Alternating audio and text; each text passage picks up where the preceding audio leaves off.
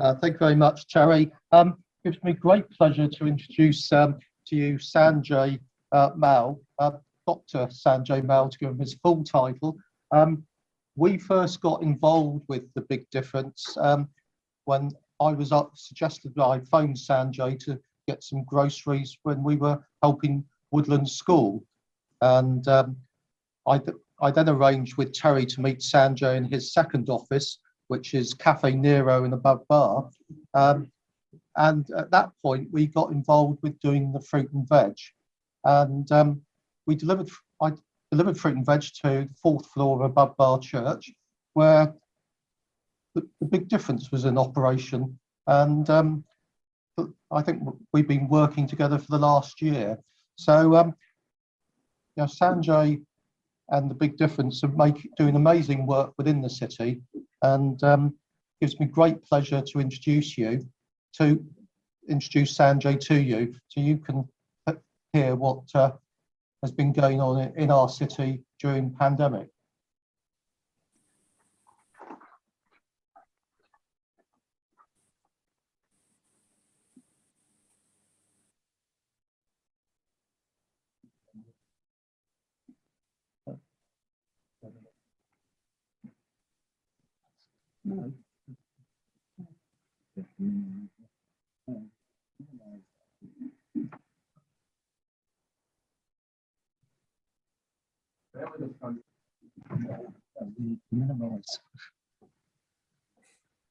Anyway, thank you very much for inviting me today. It's a real honour to be invited by James and Terry, who I've got to know James obviously for a while, for a year.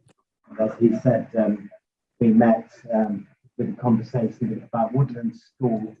I didn't know who he was. I just thought anything much. He was in Boarding City at the time, helping Tia to make some food or something. That's not his style, but as it turns out, he's a real great networker. Actually an amazing man, and turned out to be a Rotarian as well. I've actually never met any Rotarians before, so James was the first. So yeah, if I put on my first slide, James is doing this for me. So I'm just going to tell you a little bit about... Sanjay, we can hardly hear you. Thank you, John. Is that better? Loads better. Okay, that's fine. Thank you, John. Yeah, I'm just going to talk through a little bit. I've written here in the contents. My lovely brother did this PowerPoint presentation for me because I haven't done one for 30 years. And Terry insisted that it needs to be slick. And, like he told me the Rotarians are really slick and they need a slick presentation. So I was forced. So my brother did this for me. So I'll tell you a little bit about my story. The Big Breakfast, which I've been involved in for about 14 years. James is gone. The background of the Big Difference, the new premises, communities, partnerships, strategy and vision, and a summary. So if I go to the next slide, which is my story, which is the next one, if you get to do that. That's lovely. Thank you, James. So my background is my parents came here in the late 60s from India. My father was a GP, but he came to train in the UK only for 2 years. He never had any intention of ever staying in the UK. It was not for him, but the opportunity was obviously great here compared to India, where they were from, my mum and dad. So they came here, and he did a couple of years. He did a year, and then the GP guy that actually loved my dad gave him the position in a place called Rugby, which is where I was born. And obviously I've stayed here, luckily, for that time. And so my background is that I've been in the country for, I won't say how many years, quite a lot of years. And I have a brother and a sister. My brother works out in Dubai and is a high flyer. And my sister's down to earth, very loving family lady with her 2 kids. I've got 3 kids and my brother's got 2 kids. That's kind of the sort of my family. But my dad was very ambitious. So I think that ambition and drive comes from my father. So me and my brother are very, very ambitious. So I've always wanted to do well. And I've always measured success in terms of your achievements, in terms of how much money you make, how much property you buy, what you have assets wise. So it's kind of very cultural in Asian culture to be that way driven. So we've got really high drive comes from my father, and he was pretty successful. Unfortunately, my mum and dad aren't around now. He was a bit too successful. He worked too hard. So you kind of you learn from your parents about working hard and the work-life balance. I've got a degree in chemistry from Leicester, and I have a master's in biocolloid chemistry at the UEA, and I've got a PhD in biochemical engineering at Bath, and a postdoctoral, whatever it is, at Southampton Uni. And you think that makes you think that's kind of, if you look at those titles, they're varied. So it's like jack of all trades, master of none. So what I'm trying to say is that my background is science, and I absolutely love it. And the love of science, I could talk all day about science, but I'm not going to, because I can see you're probably going to fall asleep if I do. But I do love science, and things like, why do oil and water not mix? And if you put a detergent in there, the detergent goes at the interface and breaks the interface, and then the oil and water can mix. And there's a lot of chemistry, just things like that, molecules, things like that really excite me. But I've left all that. I've left that behind. And the reason I did that, so my love of science was great, but it never paid that much money. So that wasn't for me. It was all about money. And so I kind of, probably about 20 years ago, I looked at property. And now the thing about property was, you could buy something for £20,000, a little studio flat, and you could rent it out for £400 a month. If you do the maths, that's a really good, you can't do that now, obviously. About 20 years ago, you could do that. So I started to buy property quite quickly, and because the interest rates were very high, but the actual property prices were very low. So you could buy property. So I carried on buying it, and I did it, and people have heard this story anyway. So I did it for a while, and it was going really, really well, like it always does. And my friends were telling me to calm down, and of course I never listened to anyone. But it was going really well. So I think I wanted to, you're buying it and you carry on buying it, and you think, what should I do?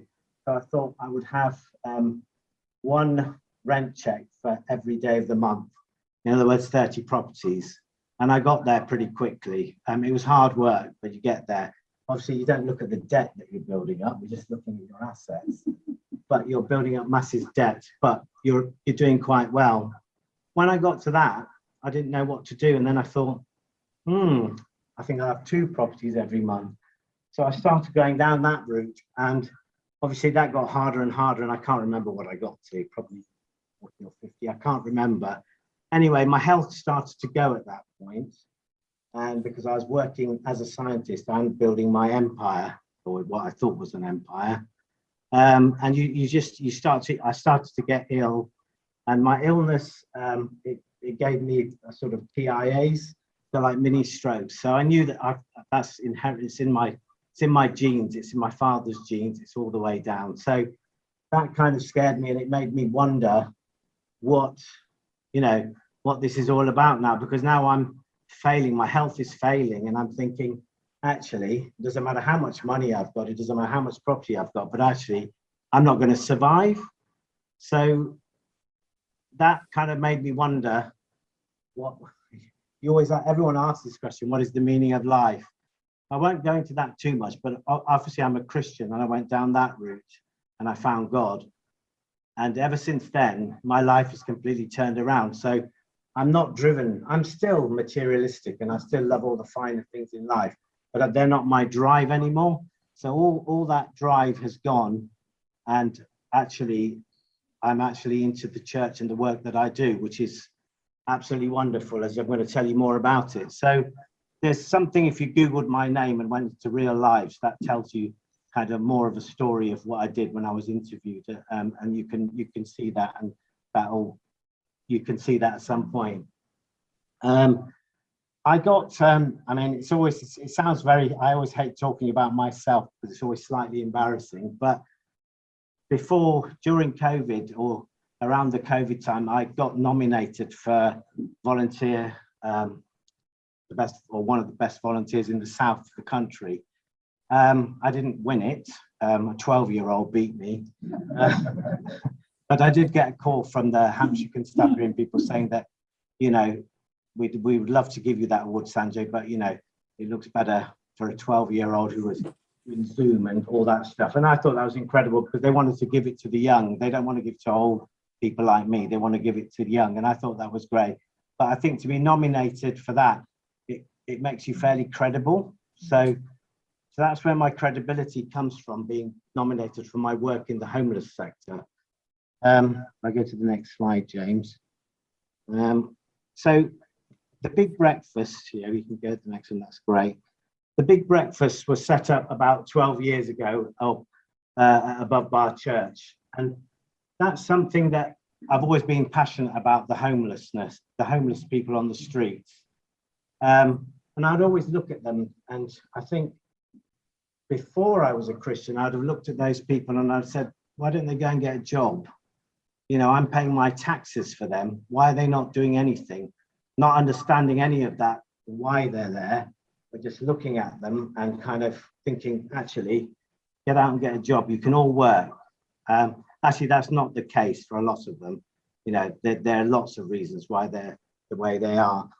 So one of my friends at Above Bar, she always said that I talk about things, but I actually don't do anything. All I ever do is talk. So there's no action. I'm going, oh yeah, I love the homeless. And so she told me to go, and I went to Riverside Church and I learnt about serving breakfast at their church. And I did that for about 5 years, and it was quite hard because I was a sort of a brown person in a northern estate, full of quite hard people, and that didn't really accept me. But actually, after years, they did, because they knew I didn't want anything. Because you come in, they're wondering why you're there. What are you doing? What do you want to be there for? You know, why are you here? Anyway, I did that, and then she said, why don't we set that up at a bar? And I thought, that's quite a big step. Anyway, we did set that up at Above Bar, 4 of us, and actually that grew from sort of 7 people coming every week on a Thursday to 100. So our church top was packed with homeless people, vulnerable people, anyone that wanted to come, but it just had this community feel, and it was absolutely excellent. And Scylla, who's sitting in the audience here, she knows about Big Breakfast Central, which just before COVID, we decided, someone else, wasn't me, I'm just in it helping. So these are not my ideas by any means, but Central was a place in the church after the Big Breakfast where we had people like Dentaid come, chiropodists, hairdressers, people. So it was like a community centre in our auditorium, and people playing the guitar, sleeping, listening to music, more coffee, and it was wonderful. And then, of course, COVID happened and everything collapsed. So all of this, all the street guys were left on the streets. There was nothing to do. I'll go to the next slide, James, thank you. So what happened then? Right, James. Yeah, so COVID, everything shut down. And basically, we were all told to stay in our houses. There were the guys on the streets left out on the streets. And that, James, going too quickly. So effectively, I carried on working with a few people on the streets, but just serving the guys on the streets. And I could do that under the banner of Above Bar Church as a outreach worker. So I could go there and we could help those guys on the street. So if you imagine the streets becoming empty like it did in the first lockdown, it was horrendous. There was not one person around because people didn't know what COVID-19 was. I mean, I understand it a bit better now, but I still don't understand it fully. And these guys were left on the street. They've got no access to money. They've got no food. their drug addictions and stuff, they're dying. They're really struggling now because they've got no money to buy their drugs. I know that sounds funny, but that's what they do with their money, and they feed their habits, but they can't now. So we were out there giving them food and drink. And the council kind of knew about us. Where were we? Sorry. The council kind of knew about us and asked whether we would get involved. They knew that we worked with street homeless. So they asked us, as in Above Bar, if we would like to help serve them food. And at that point, all the sort of access to food that I had was very small. So I only used to have FareShare kind of on our books, but FareShare gave me a lot of food. And because I was the only one operating in the city at the time, all the food entities came to me. So there was masses of food, nowhere for it to go.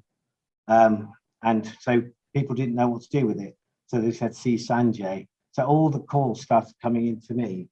And like a fool, I took all the food. And I never told John, my boss, Risbridger, who's watching, that I was filling up his top floor of the church without them knowing. So I was getting things like 1,000 packets of Pringles. I was getting 3,000 boxes of crisps. And me and a guy called Arshad were daily lifting it up, putting it in the lift and filling up the top hall. But we also knew we'd been asked to serve the homeless. So what happened then is that all these entities came in. So UK Harvest, for example, they started offering me frozen meals. And at that point, you know, this guy called Naz from Iceland. So I put something out on the radio saying I need freezer space because I've got so much food coming in from cruise ships everywhere. And Naz, who you know, who's a Rotarian here now, he actually lent me the Iceland freezer so that I could take 2,000 frozen meals. And this carried on happening for a while, but Iceland were getting a bit annoyed with me now because I'm starting to use their freezer. Naz is great, and his boss was great, but there are a few people in Iceland who didn't like it because it's their freezer. So I asked my church, I said, like, come on, church, I need 10 grand so I can rent the freezer out. So within, I don't know, within a week, they raised 10 grand very quickly because they're pretty good like that. If they know you can do it, they know I'll do it. Just give me the freezer. And they raised it. But luckily, through other conversations within our networks, the head of Street Pastors found the head of Scratch, which is in, and they had a freezer that hadn't been operated, and they turned it on and it worked. So I didn't even need church's 10 grand. I've got it anyway, so still in my pocket. But anyway, so we got this freezer, and what happened with that freezer is just unbelievable. That every week I was getting 2,000 meals every week, and it was getting rammed and rammed in there till it was full. So it probably had, I think it had 20,000 meals in it at one stage, and it was just rammed. But as it happened, we were giving out lunches to the big breakfast candidates. We served 3 or 4 hotels 7 days a week, and we made all the lunches, and we did all that. And consequently, after that, it's not just the homeless that were suffering, because obviously there was a lot of groups that didn't have access to money or food and stuff like that. So we were split in the city. There were 4 of us doing this work. I think we became the Big Difference because I didn't want it to call the Big Breakfast anymore, so we changed the name. There was Basics Bank, and there was St Mary's Church, and there were council. So there were 4 institutes operating at the city. So I think I had a third of the city. It was split a third, and the council were kind of running it. But a group called Love Southampton were coordinating all the drivers, and they asked volunteer drivers to do drives to every community that needed food. So that's kind of how the Big Difference kind of happened. And if I go to then, I can't actually show you the Mayflower link, but I'll show you that afterwards. I had City Eye came and did a video of what happened and how we went from the Big Breakfast to the Big Difference, and it's on that link to Mayflower. Can I have the next slide, James? So what basically happened after that is that the Above Bar now, the top hall was absolutely rammed with food, and James saw that. James came and visited me quite a few times, sitting amongst all the food. We had a table surrounded by food everywhere, like piles and piles of it. But obviously church, we didn't know how long COVID was going to last, but the church needed their building back. So I started to hunt for premises because obviously I needed it. I had the freezer, but I had all this access to food. So someone in the council called Sarah Crawford, and Paul Woodman, he's another city leader, he does a lot of work with homelessness. So I worked with him and a few other people, and he said, go to Sarah Crawford. And I tried to get this building in Woolston, and it took me 7 or 8 months it's really difficult to get buildings from the council, but they know that if they work with us, we will solve half their problems. And we'll probably solve all their problems, to be honest, if they just give us the stuff. So they did. They gave me this building in Woolston. And as this sort of happened, we worked out in the city the needs of the people in different communities. So there were lots of communities suffering now without food. And basically, we had a lot of the food. So we just needed mechanisms to get the food out to all these people. So it's pretty amazing how I think you can start with very little, but if people think you know the solution and you know the answers, and they think, I don't have a clue, but if they think you know it, they believe in you and you can deliver, it's really easy. So we had all this food going out, and obviously the communities I've listed here. So now, currently, we've got probably, in fact, there's over 30 communities. James knows exactly how many because he does all my spreadsheets.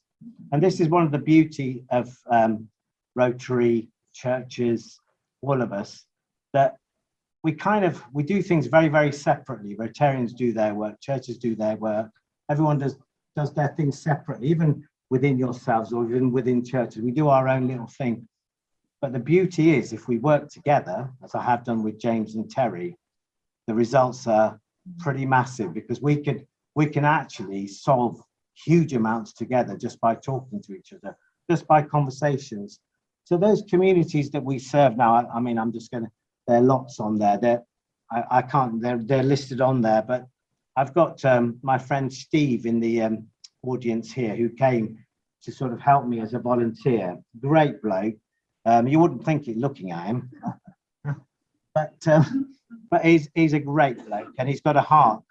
And the thing about people and talking to people who have got hearts, you don't have to have the drive. I've got the drive, so leave the drive to me. But people who have hearts for the vulnerable, the marginalized, they work together. Like Steve does an absolutely wonderful job in Woolston. Now I bring in piles of food for him. And in fact, we've outgrown Woolston. I could bring in 5 times the amount of food, but I can't because we haven't got the space and actually we haven't got the infrastructure yet. So the possibilities are massive to basically reduce food poverty in our city. And if you think about it, we all go out. When you want to go to Waitrose, you go to Waitrose or wherever you go, and you go with your shopping list and you buy whatever you want, just like me. My kids won't have any of the food that I sometimes bring back that's going out of date or stuff that I'm going to chuck away. They won't eat it. But that food is really good food. Trust me, it's absolutely superb. James sees it. He's seen how much food it is. but it's really good food. And that food would all go into landfill. It's heartbreaking and shocking.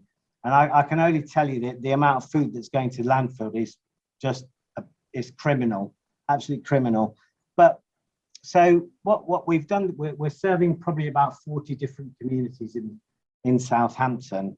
We're doing a lot of GP referrals now, and we're working with a lot of the vulnerable kids, the families in schools. So I think it says over 10, I think it's more than that. So we're giving out food parcels to schools, and Steve, wonderful Steve and his sort of team make up these food parcels, whatever food we've got. Terry and James have been very instrumental in whenever we've not had fruit and veg, I've just gone to either of them and said, look, we haven't got any fruit and veg, but we want some healthy stuff. Bang, Rotarian straight in there. Here you go. You can have this for a month. And you think, how wonderful is that? You know, I just ask for it, pretty much ask for anything, and we get it. And they've been absolutely excellent. And even James, even setting up in Woolston, helping me with buying things and stuff. You guys have put money into that as well, and it's, you know, it's just fantastic. I can't believe how good-hearted people are. If I go on to the next slide, I can't remember. So the partnerships, we started with FareShare, and as a church, we've always bought. So we buy food from FareShare every week. We've always done it, and they give us random stuff. But my link to FareShare is massive now, and I think we're the #1 in the city. So I'm their #1 person. So whenever they want to get rid of anything, they say, Sanjay, go to him, and they give me 10 grand's worth of chicken breasts, 20 grand's worth of pot noodles. They have to get rid of it because it's coming in. So they basically charge all the supermarkets, and then they would charge me. But what the deal is now is they do still charge me. I've trebled I pay 3 times, or the church paid 3 times the amount of money. But what they do, people complain about FareShare, but for me, they are brilliant, and they've really looked after me and the city. So they have given me hundreds of thousands of pounds worth of food that they'd otherwise have to chuck away. But I'm doing them a favor, really. A lot of the time it looks like they're doing me a favor, but actually I'm doing them a favor by taking off their hands, because we've got this big freezer now. We've got this facility to keep food. We've got fridges, and we've got communities that we can deal with. So UK Harvest, again, we're another big organization that we're just giving food. They're all food waste kind of. So UK Harvest looks at food waste and takes all the food waste and gives it away. And if you can see on that list, there's probably about 30 people now on our books. And every day, pretty much, they give food, so we collect it. If you go to the next slide, I can't remember what the next one is, James. Yeah, so I don't want to bore you too much, but what it requires now, so we've got all this food, we've got all you wonderful people, we've got all the communities, we've got all the people that want to get involved, but it's not really well coordinated. So I've been told, oh, Sanjay's popped up here, he'll be finished in a year. Maybe I will be finished in a year, but it won't matter, because I'll go back to homeless work. It doesn't matter to me whether I'm finished in a year or not. But the point is, at the moment, we have this way of, if we can coordinate all the little projects, and Terry and James are going to help me do this, they don't know that yet. But if we can coordinate the city and respond, so there's lots of pop-up groups everywhere. So we're duplicating stuff. There's people who abuse the system. We know there's abuse in every system. You just need to look at whichever government's running. Sorry, Scylla, but whichever government's running, there's always backhanders, fraud. There's always something going on. But we've got this, if we can coordinate all of our groups and we have kind of one central place, and I'm not saying that has to be us, or we can then look at all the communities and get that food that would be, and we wouldn't waste it. It will just go. And it's really easy to do, but it is big. It is really, really big.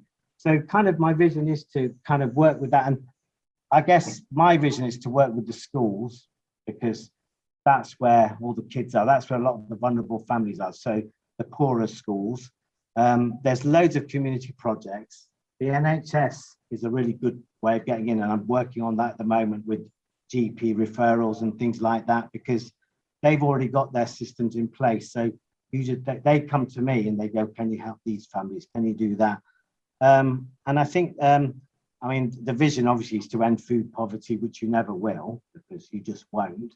But you can help so many suffering people, so many communities. And again, that's all us working together and kind of coordinating in a much better fashion. So I think I'm nearly at the end, so I won't. So this is lovely James here, who does all my spreadsheets. So he knows all the figures, he knows everything. And actually, if you look at that, this is just for January to September this year. January, obviously, it was about 70,000 pounds that we gave out. So, and December, January, that's always when people haven't got money. So there's a lot of need then, people, you know, and it was COVID, so that was quite high. But on average, we give out probably, it's about 45,000, it says, a month. That's how much food we give out. And we're one tiny organization. We're not even big organization, but we give out 45,000. And James knows these figures are probably not right, because I write everything in my diary, he knows, but half the time I forget to write things down. So in fact, these figures are probably nearer to 50,000 a month, I'd say. And James will know that, he'll back it up. He always says that you need to be a bit better with this. You're not doing your job properly. So since the beginning of COVID, that's probably an underestimate. We've given out £700,000 worth of food. And if that equates to about 12,700 odd food parcels, and those food parcels are probably £50 each. The food parcels that Steve puts together, there's a blue bag and the vegetables, I think they've been in the background, and they go to families, and we have referral systems, we have communities, so they go out. That's how much we've given out. The number of pickups is growing. So at the moment I'm doing it, I need a driver now. So there's 65 pickups over the city. So I do about 25 of them. And to be honest now, I can't do it because running the project's just too hard, and doing the pickups, because they're all over the place, and they're, you know, there's Lidl's, Tesco's, Aldi, everywhere, and they've linked into us because they know when we take their food, we will deliver it. And we're the only charity in the city that basically is reliable. Most charities are not reliable, they don't turn up. There's food waste going on left, right and centre, but I've managed to get 70% of the city's kind of produce going to waste. And we've got sort of, like I said, over there, over 50 projects going on now. Terry and James are doing this one, James Street Church. It's a wonderful project that they're doing, helping all these vulnerable kids, as Terry mentioned. And then there's an old people's home there as well. And they're providing all that, and we'll probably chuck in some food and some bits and stuff, but that's Terry and James, if that's your project. And if I just, all I can tell you is that none of this could be, so I can have the best ideas in the world, and I can have the drive, but without my volunteers, and I don't have many because I'm quite picky and choosy, because the volunteers that I've got big hearts. Even the Rotarians here, they've got big hearts, really, really big hearts. They're probably the most generous people I know, as well as the church. They're very, very generous. And my church family have been brilliant. I mean, they're basically, they're paying for everything. So they bought a van. We've had people give donations. So we're leasing a van out for a year, 10,000 a year or something. So the church are brilliant. They just back it. And then I've got all these other people. So it is amazing. And it's all the recipients in the community who we build bridges and relationships with. We don't know anything about their circumstances. I was born with a golden spoon. I went to a private school most of my life. I've been educated to a fairly high level. So I'm one of the lucky ones. But some of these kids just, they don't, you know, and their parents, they're all dysfunctional, or they've got problems that we can't even understand. But when we're giving out food, it's such a great way of building those relationships. I mean, Terry and James are going to love it going to those schools, but the kids are going to be go wild with all their presents that they're going to give them. I think you've got £100 checks in each one, haven't you, Terry?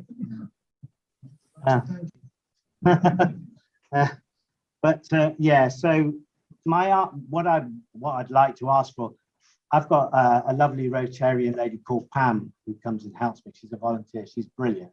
She comes in 9:30 on a Tuesday. She works with me till 3, and she just does whatever Steve bosses her around to do. But we've got some great volunteers, so for picking up. So that would be great. And I think I've discussed it with Terry. He already said that sometimes some of the Rotarians would like to get involved with either pickups or drop-offs or whatever. So there's opportunities there. Obviously volunteers to help Steve mainly in Woolston, because I dump everything on him to sort out, poor guy. Again, donations are always welcome. Monthly payments are great. My church are doing that with me now, so they pay monthly into the Big Difference. So it doesn't matter if it's £5 a month or £10, it makes no difference. But with that money, you can build infrastructure around it. I've got all the food, so that's easy. I don't need money for food. I can get that for free. What I need is infrastructure, and what I need is people to do these jobs, because nothing's free, is it? Essentially, the church are bankrolling me. So I'm bleeding their money, but they're all right. John Risbridge is fine with that. So, and he's my boss. What I ideally like, what I would love, we've outgrown Woolston, we outgrew it. That was lent by the council, so we've got it for 2 years.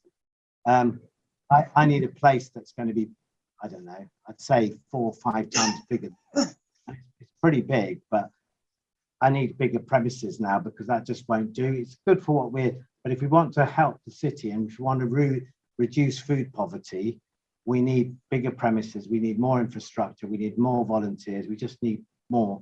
Funding will come, people will pour money into it. I've just not asked because, you've fallen asleep. Anyway, and finally, prayers are always good. Obviously, I'm from a Christian background, so I have my church family and we're always praying and stuff like that. But yeah, but thank you very much for listening to my talk. I hope I didn't bore you to death. Terry's nearly falling asleep, so I'll stop. Thank you.